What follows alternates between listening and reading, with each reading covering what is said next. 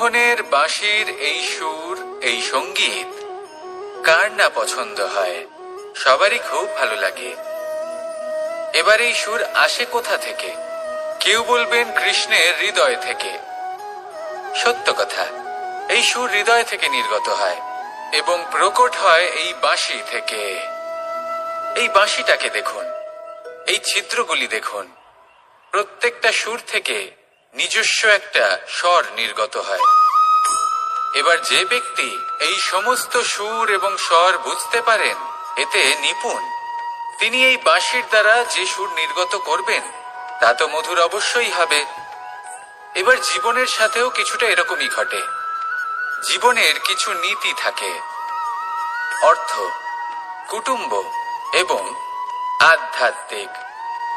যদি জীবনের প্রত্যেকটা মুহূর্ত সুখময় হয় এরকম আপনি চান, তাহলে এই তিনটি নীতিতে আপনাকে নিপুণ হতে হবে। কোনো একটি বিশেষ নীতির প্রতি যদি আপনি বেশি ঝুঁকে পড়েন, তাহলে বাকি দুই নীতি থেকে যা সুখ লাভ করা সম্ভব তা পারবেন না। ধন অর্জন করতে হবে পরিবারের জন্য, পরিবারের সুখ মনের শান্তির জন্য, মনে শান্তির প্রয়োজন মনের শুদ্ধতার জন্য। যখন এই মন শুদ্ধ হবে, জীবন শুদ্ধ হবে, পবিত্র হবে, সুন্দর হবে এবং ভালোবেসে বলবে রাধা রাধা। এ হলো গোলাপ ফুল। একে আমরা সকলেই চিনি। সমগ্র সংসার ভালোবাসে এই পুষ্পকে। এই ফুল দেখতেও সুন্দর। সবথেকে বেশি গুরুত্বপূর্ণ কথা হলো এর সুগন্ধ, যা দূর দূরান্ত থেকে ব্যক্তিদেরকে আকৃষ্ট করে। এই সুন্দর পুষ্প একটু মন দিয়ে দেখলেই দেখা যায় এর নিচে কাঁটা রয়েছে। এই সংসার বলে, এ প্রকৃতির কেমন রচনা, এত কোমল পুষ্প, এটা কি তীক্ষ্ণ কাঁটা সহ প্রস্ফুটিত হয়? এটাই হলো জীবনের সত্য। আমাদের অন্তরের সদ্গুণ, সেগুলিও এই ফুলের মতোই সুন্দর। সংসার এর সৌন্দর্য দেখতে পায়, এর সুগন্ধ চতুর্দিকে ছড়িয়ে পড়ে। কিন্তু এই সদ্গুণ জাগ্রত করে তোলার জন্য কঠোর পরিশ্রম করতে হয়, প্রতিনিয়ত চেষ্টা করে যেতে হয়। তাই জন্য যদি আপনি জানেন আপনার পথ উচিত কিন্তু তা কাঁটায় পরিপূর্ণ, তাহলে থামবেন না, চলতে থাকুন। একবার যদি অন্তরের সদ্গুণ জাগ্রত হয়, তাহলে এই সংসার এর সৌন্দর্য দেখবে আর সুগন্ধে আকর্ষিত হয়ে আপনার কাছে আসবে। এই মন, এই জীবন প্রসন্ন হয়ে বলবে রাধা রাধা। ধন, সম্পত্তি, এগুলো আসলে কি? এগুলো শুধু সেই মূল্য যার দ্বারা আমরা কোনো কিছু অর্জন করতে পারি। এবার এই ধনের দ্বারা এই সংসারে অনেক কিছু লাভ করা সম্ভব, কিন্তু সেই সবকিছুই শুধুমাত্র ভৌতিক বস্তুই হবে, ভৌতিক সামগ্রী, ভৌতিক সুবিধা। অর্থাৎ আপনার কাছে যতই ধন থাকুক, তা আপনাকে শান্তির ঘুম এনে দিতে পারবে না, আপনাকে জীবনের বাস্তব সুখের অনুভূতি লাভ করাতে পারবে না, কারণ এগুলো ভৌতিক ধন। এ ভৌতিক বস্তুই অর্জন করাতে সক্ষম। বাস্তবিক ধন কি? যদি এই প্রশ্ন আপনার মনে আসে, তাহলে তার উত্তর আমি আপনাকে দেব একটা উদাহরণের মাধ্যমে। কখনো আপনি শুনে থাকবেন যে একজন পিতা আজীবন অনিষ্ট করেন, অনর্থ করেন, খারাপ কাজ করেন শুধু ধন অর্জনের জন্য। তিনি ভাবেন যে আমি ধন অর্জন করব আর নিজের সন্তানকে একটা উজ্জ্বল ভবিষ্যৎ প্রদান করব, একটা সুখ স্বাচ্ছন্দ্যময় জীবন দান করব। এবার সন্তান যখন জন্ম লাভ করে, তখন সে ভাগ্যের জোরে সেই ধন ভোগ করে। যেরকম সে পায় সেরকমই তার ব্যবহার সে করে। কখনো আপনি এটাও দেখে থাকবেন যে সেই সন্তান সমস্ত ধন নষ্ট করে ফেলে, আর সেই পিতা যিনি সমস্ত ধন সঞ্চয় করেছেন, যিনি সেই ধনের প্রভু, আজ সেই ধনের প্রহরী হয়ে রয়েছেন। এবার এরকম কেন হয়? এরকম তখনই হয় যখন সেই পিতা বুঝতেই পারেন না যে তার জীবনের আসল ধন কি। সেই আসল ধন তার সন্তানকে সে দিতেই পারে না। যদি পিতা তার সন্তানকে কর্মের জ্ঞান দিতে পারেন, উচিত কোনটা অনুচিত কোনটা সেই শিক্ষা দিতে পারেন, সংস্কারের প্রকৃত শিক্ষা দিতে পারেন, তবে সেটা ধনের থেকে অনেক বেশি গুরুত্বপূর্ণ। এটাই হলো জীবনের বাস্তব ধন। আপনি সেই কথা তো অবশ্যই শুনে থাকবেন, কুসন্তান হলে ধন সঞ্চয় করে কি হবে, সুসন্তান হলে ধন সঞ্চয় করে কি হবে? সন্তান যদি কুপুত্র হয় তাহলে সব নষ্ট করে ফেলবে, আর সন্তান যদি সুপুত্র হয় তাহলে ধন থাকুক না থাকুক সে নিজেই কর্মের পথে অগ্রসর হয়ে ধন অর্জন করবে আর নিজের জন্য এক উজ্জ্বল ভবিষ্যৎ গড়ে তুলবে।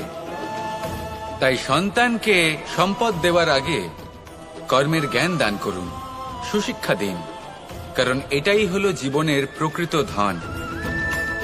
আসুন আর আমার সাথে ভালোবেসে বলুন, রাধা রাধা। জীবনে এমন কিছু কাজ রয়েছে যা আমাদের কখনোই করা উচিত নয়, যেমন আশা করা। যদি আপনি আশা করেন আর আপনার আশা পূর্ণ না হয়, আপনি খুবই কষ্ট পাবেন। এবার আপনি যদি প্রতীক্ষা করেন, করতেই থাকেন, আর সেই ব্যক্তি যদি না আসে তাহলেও খুব কষ্ট পাবেন। আর হলো তুলনা। আপনি যদি তুলনা করতে যান তাহলে এটাই ভাববেন যে হয় আমি বা অন্য কোনো ব্যক্তি, এই দুজনের মধ্যে কোনো এক ব্যক্তি নিকৃষ্ট, আর এই ভাবনাটাই হলো অনুচিত। যদি আমরা কথা বলি সেই সব বিষয়ে যা আমাদের করা উচিত, যেমন পরীক্ষা। এই পরীক্ষা সবসময় আমাদের আরো সফল করে তোলে, আরো শ্রেষ্ঠ করে তোলে, আরো উৎকৃষ্ট করে তোলে। আসন্ন মহাসংগ্রামের জন্য আমাদের প্রস্তুত করে তোলে এই পরীক্ষা। তাই এই পরীক্ষার থেকে কখনোই পালাবেন না, এর সম্মুখীন হন। আর হলো কর্ম। কর্ম করা কখনোই বন্ধ করবেন না। তুলনা করার বদলে কর্ম করুন, প্রতীক্ষা করার বদলে কর্ম করুন, আর আশা করার বদলে কর্মই করুন। জীবন সফল হয়ে যাবে। দেখুন, সবার শেষে সত্যি বলতে এই কর্ম আর এই পরীক্ষা, এই দুই আমাদের জীবনকে সুখী করে তুলতে পারে। আসুন আর আমার সাথে ভালোবেসে বলুন, রাধা রাধা। মানুষ জন্মগ্রহণ করে, তার সাথে ভয়েরও জন্ম হয়। ছোটবেলা থেকেই আমাদের মনে কোনো না কোনো প্রকারের ভয় থেকেই যায়। কেউ এই বিষয়ে ভয় পায় যে তার কোনো বস্তু তার থেকে দূরে চলে যাবে। কেউ এই বিষয়ে ভয় পায় যে আমি নিজেকে হারিয়ে ফেলব। কেউ এই ভেবে ভয় পায় যে আমার প্রিয়জনেরা তারা যেন আমার থেকে দূরে না চলে যায়। কেউ এই ভেবে ভয় পায় যে আমরা যেন পথ না হারিয়ে ফেলি, আদি ইত্যাদি। কিন্তু সত্যি কথা বলতে ভেবে দেখুন, এই ভয় বাস্তবে কি? শুধুই একটা মনস্থিতি, আর কিছুই নয়। যা কিছু আপনি জীবনে পেয়েছেন তা একদিন আপনাকে হারাতে হবে। এই জীবন হলো আপনারই, কিন্তু তাও একদিন সমাপ্ত হবে। তাই ভয় পেয়ে কি লাভ? এই ভয় শুধু আপনাকে জীবন যাপন করা থেকে বাধা দিচ্ছে, আর কিচ্ছু নয়। পথ হারিয়ে ফেললেই বুঝতে পারবেন যে নতুন পথ কিভাবে বানাতে হয়। কিছু মানুষকে জীবন থেকে হারালে তবেই আপনি বুঝবেন যে আপনার আপনজনকে। এই ভয়ের কারণে ভীত হয়ে থাকবেন না। এই তারা নক্ষত্র অন্ধকারের অভাবে গুরুত্ব হারায়। শিবকেও মহাদেব হওয়ার জন্য বিষপান করতে হয়েছিল। প্রত্যেক পরিস্থিতি, প্রত্যেক সাফল্য আপনার পরীক্ষা নেবে। তাতে উত্তীর্ণ হওয়া হলো আপনার কর্ম। যখনই আপনি ভয় পাবেন বা সংকটের সম্মুখীন হবেন, তখন সাহসের সাথে তার সম্মুখীন হন। মনে রাখবেন, যে সম্মুখীন হতে জানে সাফল্য তার সাথে সবসময় থাকে। আসুন আর আমার সাথে ভালোবেসে বলুন, রাধা রাধা। বুদ্ধি। এই জীবন কিভাবে বদলানো সম্ভব? কিছু মানুষ বলেন যে নিরন্তর কাজ করলে, পুরুষার্থ পালন করলে এই জীবন বদলে ফেলা সম্ভব। আজ আমি আপনাকে বোঝাবো যে এক মুহূর্ত, সময় আর সিদ্ধান্ত কতটা গুরুত্বপূর্ণ হয়। এক মুহূর্তই যথেষ্ট। একটা মুহূর্ত এত শক্তিশালী হতে পারে যে তা আপনার সমগ্র জীবন পাল্টে দিতে পারে। এমন এক সময় ছিল শ্রীরামের কাছে, যখন ওনাকে সিদ্ধান্ত নিতে হয় যে উনি নিজের পিতার আদেশ পালন করতে বনবাসে যাবেন নাকি যাবেন না। উনি সেই আদেশ পালন করেছিলেন। তারপর সময় অনুসারে উপযুক্ত সিদ্ধান্ত নিলেন। আর আজ সকলের মনে বসবাস করেন শ্রীরাম। আর অন্যদিকে আছে রাবণ। ওনার কাছে একটা সময় ছিল, একটা সুযোগ ছিল নিজের প্রারব্ধকে শুভ করে তোলার। উনি ভুল করলেন আর মৃত্যু লাভ করলেন। নির্বাচন সবসময় আপনার হাতে, শুধু আপনাকে সময়কে বুঝতে হবে, সেই মুহূর্তকে বুঝতে হবে আর উচিত সিদ্ধান্ত নিতে হবে, ব্যাস। বুঝতে শিখুন এই সময়ের দাবি কি, বুঝতে শিখুন এই সময়ের ইচ্ছে কি, আর উচিত সিদ্ধান্ত নিন। আর আমার সাথে ভালোবেসে বলুন, রাধা রাধা। আর বিবেকের পার্থক্য কোথায় তা নিয়ে এই সংসার অনেক কিছুই ভাবে। কিছু মানুষ ভাবেন যে এই দুই হলো একই, কিন্তু যদি সত্যি কথা বলি তাহলে এই দুইয়ের মধ্যে একটা অমূল্য পার্থক্য আছে। আর তা হলো এটা যে বুদ্ধির সম্পর্ক হলো মস্তিষ্কের সাথে, আর বিবেকের সম্পর্ক হলো হৃদয়ের সাথে। যে কোনো বুদ্ধিমান মানুষ কি করেন? নিজের মতন করে এই সংসারকে বদলে ফেলতে চেষ্টা করেন। একজন বিবেকশীল মানুষ কি করেন? নিজের অন্তরকে, নিজের মনকে বদলে ফেলতে চেষ্টা করেন। কারণ মানুষের সংসার এই মনের মধ্যেই বসবাস করে। তাই নিজের বুদ্ধির ব্যবহার অবশ্যই করুন, কিন্তু তাতে বিবেকের লাগামটা অবশ্যই শক্ত হাতে ধরবেন। আসুন আমার সাথে ভালোবেসে বলুন, রাধা রাধা। বনস্পতি ফলনের জন্য আমাদের কিসের প্রয়োজন পড়ে? একটু ধরিত্রীর, একটু পরিশ্রমের, আর একটা বীজের। এবার যদি মানুষের কথা বলি তাহলে এখানে ধরিত্রী হলো মানুষের এই জীবন, যেখানে মানুষ নিজের ইচ্ছের ফল ফুল ফলন করতে চায়। পরিশ্রম হলো আমাদের কর্ম, আর বীজ হলো আমাদের নির্বাচন। আমাদের বেছে নিতে হবে যে আমরা কি বপন করব, আম নাকি ফণি মনসা। এর মধ্যে আমরা কি পেতে চাই? রসালো ফলের ফলন চাই নাকি কাঁটার ফলন চাই, তা আমাদের উপর নির্ভরশীল। কিন্তু একটা কথা ঠিক, লক্ষ্য যেমনই হোক না কেন, জীবন যেমনই হোক না কেন, যদি আপনি লক্ষ্যের দিকে এগোতে থাকেন তাহলে কর্মের সাথে খামখেয়ালি আচরণ করতে পারবেন না। যদি আপনি এমন করেন তাহলে এটা আপনাকে একটা অনুচিত লক্ষ্যে পৌঁছে দেবে, সেটা কিন্তু নিশ্চিত। সবসময় এটা মনে রাখবেন, কর্মের সাথে খামখেয়ালি হবেন অর্থাৎ কর্মফলও আপনার সাথে খামখেয়ালি হবে। তাহলে নিষ্ঠার সাথে কর্ম করতে থাকুন আর নিজের লক্ষ্যকে প্রাপ্ত করুন। আর আমার সাথে ভালোবেসে বলুন, রাধা রাধা। পরিস্থিতি কখনো এটা ভালো থাকে, আবার কখনো মন্দ হয়ে যায়। কখনো এই পরিস্থিতি আমাদের পক্ষে থাকে, আর কখনো এই পরিস্থিতি অনুযায়ী আমাদের চলতে হয়। কোনো বিকল্প থাকে না। কিন্তু যখনই এই পরিস্থিতি খারাপ হয়ে যায় তখন কি করা উচিত সেই প্রশ্ন মনে জেগে ওঠে। পরিস্থিতি যখন প্রতিকূল হয় তখন আমরা কিছু হারালে তা হারিয়ে ফেলি, ঠিক আছে, কিন্তু যা বাকি আছে সেটা আমরা আগলে রাখতে পারি। পরিস্থিতিকে সামলে রাখার চেষ্টা আমরা অবশ্যই করতে পারি, শুধু সেটুকুই আমাদের হাতে রয়েছে। কিন্তু এর থেকেও বড় সমস্যা আছে, অহংকার। কখন প্রবেশ করে আমরা জানতেও পারি না। এই অহংকার আপনাকে বুঝতেও দেবে না যে আপনি সত্যি কিছু হারিয়েছেন। আপনার কিছুই যাবে আসবে না।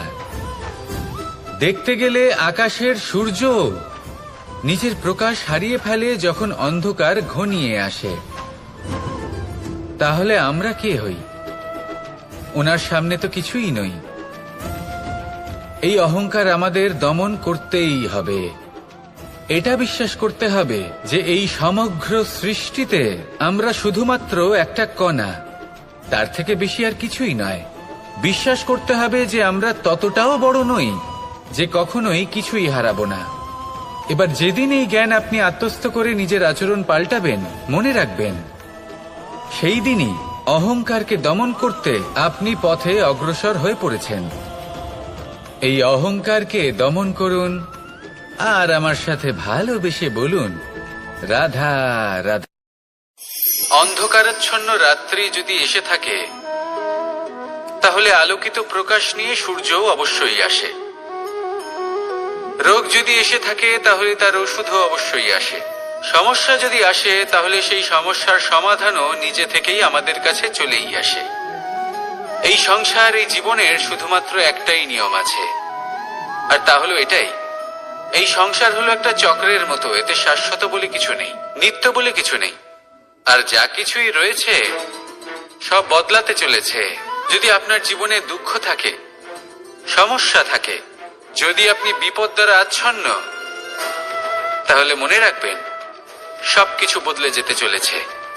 দুঃখের সময় কাঁদবেন না, মনকে আরো দুঃখী করে তুলবেন না, কারণ এখানে যা কিছুই এসেছে তা যাওয়ার জন্যই এসেছে। তাহলে এত চিন্তা কিসের? আনন্দ সহকারে জীবন যাপন করুন আর আমার সাথে ভালোবেসে বলুন রাধা রাধা। যদি কোনো সিংহ বানরের মতো গাছে চড়তে চেষ্টা করে তাহলে কি হবে? একটা মাছ যদি মাটিতে হাঁটতে চেষ্টা করে তাহলে কি হবে? তারা বিফলই হবে। কিন্তু এরকম কেন হয়? তার কারণ হলো প্রকৃতির রচনা কিছুটা এরকম। এখানে প্রত্যেকটি ব্যক্তিকে, প্রত্যেকটি প্রাণীকে আলাদা আলাদা গুণের অধিকারী করা হয়েছে এবং সকলকে একটা সীমাও প্রদান করা হয়েছে। এবার এই যে বৃক্ষ, পশু, পাখি, এদের মধ্যে সেই ক্ষমতাই নেই যে এরা নিজেদের যাচাই করতে পারবে, নিজেদের সীমাগুলো বুঝতে পারবে, নিজেদের সদ্গুণগুলো চিনতে পারবে। এরা সেটা করতে পারবে না। কিন্তু মানুষ তো আলাদা। মানুষের কাছে সেই বিশেষ শক্তি আছে যে তারা পূর্ণরূপে নিজেদের যাচাই করতে পারবে, নিজেকে পূর্ণরূপে বুঝতে পারবে, নিজের দোষ, নিজের অপগুণ, নিজের সদ্গুণ, নিজেদের সীমাগুলো তারা বুঝতে পারবে। আর এটা অত্যন্ত গুরুত্বপূর্ণ। কথায় আছে যে যদি সাফল্য লাভ করতে হয় তাহলে নিজেকে যাচাই করে নিতে হবে। তাই নিজেকে যাচাই করুন, নিজের সাথে পরিচিত হয়ে যান এবং জীবনে কর্ম করতে থাকুন। সাফল্যের শিখরে অবশ্যই পৌঁছে যাবেন। আর ওখানে যদি যান তাহলে এই মন প্রসন্ন হয়ে অবশ্যই বলবে রাধা রাধা। পৌঁছানো অত্যন্ত কঠিন হয়। কেউ ভাবেন যে কেন এত কঠিন হয়, কেন এত কষ্ট করতে হয় লক্ষ্যে পৌঁছানোর জন্য। এই লক্ষ্য সরলভাবে কেন আমার কাছে চলে আসে না? চলুন আপনাকে একটা কথা বলি। যদি আপনার লক্ষ্য কঠিন না হয় তাহলে তাকে পাওয়া আপনার পক্ষে অসম্ভব হয়ে উঠবে। লক্ষ্যে পৌঁছানোর এই রাস্তায় আপনি যে কড়া রোদের সম্মুখীন হন, যার থেকে আপনি দূরে পালাতে চান, সেই রোদ আপনাকে প্রেরণা যোগায় যে আপনি এগোতে থাকুন। ভাবুন একজন যাত্রী যে কিনা নিজের লক্ষ্যের দিকে যাচ্ছেন, সেই পথে উনি যদি একটু ছায়া পেয়ে যান আর উনি ওখানে বিশ্রাম নেন, তাহলে তার সাথে তার ভাগ্য গভীর নিদ্রায় সেখানে বিলীন হয়ে যায়। তাই পরিশ্রমের করা রোদের থেকে কখনো দূরে পালাবেন না। জীবনে শুধু সামনে এগোতে থাকুন দৃঢ়তার সাথে। আর লক্ষ্য সরল হোক, কঠিন হোক বা অত্যাধিক কঠিন হোক, একটা কথা মনে রাখবেন, যে জীবনের লক্ষ্যে পৌঁছতে পেরেছে সে লক্ষ্য প্রাপ্তির জন্য আফসোস কখনোই করে না। রাধা রাধা। এই সংসারে সাফল্য লাভ করার জন্য জ্ঞানের প্রয়োজন হয়, পরিশ্রমের প্রয়োজন হয়, দৃঢ় নিষ্ঠার প্রয়োজন হয়, নিরন্তর চেষ্টা করা প্রয়োজনীয়। কিন্তু আরো কিছু আছে যা অত্যন্ত প্রয়োজনীয় এবং গুরুত্বপূর্ণ। তা হলো ভালো বন্ধু। তাদের থাকা অত্যন্ত প্রয়োজনীয়। যদি ভালো বন্ধু থাকে তাহলে সময় এলে তারা ঢাল হয়ে আপনাকে সুরক্ষা করবেন। সময় এলে অস্ত্রের মতো শত্রুকে সংহারও করবেন। যদি তিনি জ্ঞানী হন, তাদের মধ্যে সদ্গুণ থাকে, তাহলে এই সব গুণ আপনার মধ্যেও প্রবেশ করবে। তাহলে সাফল্যের জন্য ভালো বন্ধু পাওয়া অত্যন্ত প্রয়োজনীয়। কিন্তু শুধু বন্ধু কেন, ভালো শত্রুও থাকা প্রয়োজনীয়। এবার আপনি ভাববেন, আমি কি বললাম? যদি আপনার জীবনেও ভালো অর্থাৎ শক্তিশালী শত্রু থাকে তাহলে আপনিও শক্তিশালী হতে থাকবেন। এই শত্রু আপনাকে প্রেরিত করবে আরো বেশি শক্তিশালী হয়ে ওঠার। কখনো কোনো হরিণকে দেখুন, তীব্র গতিতে দৌড়তে থাকে। কেন তীব্র গতিতে দৌড়য়? এই কারণে নয় যে কোথাও তার জন্য মধুর ঘাস অপেক্ষা করে রয়েছে, না। সে এই কারণে তীব্র গতিতে দৌড়য় কারণ সেটা না করলে তার পেছনে একটি সিংহ আছে যে ওকে নিজের ভোজন করে ফেলবে। তাই জীবনে বিপদ, সংকট, এই সবকিছুও হলো অত্যন্ত গুরুত্বপূর্ণ। তার সম্মুখীন হতে শিখুন আর আমার সাথে ভালোবেসে বলুন রাধা রাধা। ধৈর্য। এই ধৈর্য কি কোনো গুণ? কোনো অনুভূতি, কোনো দৃষ্টিভঙ্গি? আমার জন্য ধৈর্য এক বাহন।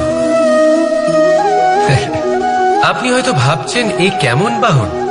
বাহন তো ঘোড়া হতে পারে, হাতি হতে পারে, উটও হতে পারে, কিন্তু ধৈর্যকে বাহন বানানো মানে? চলুন আপনাকে একটা কথা বোঝাই। পৃথিবীতে এমন কোনো বাহন নেই যে তার আরোহীকে আছড়ে ফেলেনি। সেটা উট হোক বা হাতি হোক বা ঘোড়া হোক, চলতে চলতে কখনো নড়বড় করেই বসে। তারপর সেই আরোহী পড়ে কারোর পায়, তারপর পড়ে তার নিজের নজরে। কিন্তু ধৈর্যরূপী বাহন কখনো কাউকে ফেলে না, কখনো না। না সেই আরোহী কারোর পায়ে পড়ে, আর না তো নিজের নজরে। কারণ ধৈর্য আপনাকে বিবেক প্রদান করে, বিবেক আপনাকে পরিকল্পনায় সাহায্য করে, আর পরিকল্পনা প্রদান করে আপনাকে শক্তি, আপনার লক্ষ্যের দিকে অগ্রসর হওয়া। বুঝলেন?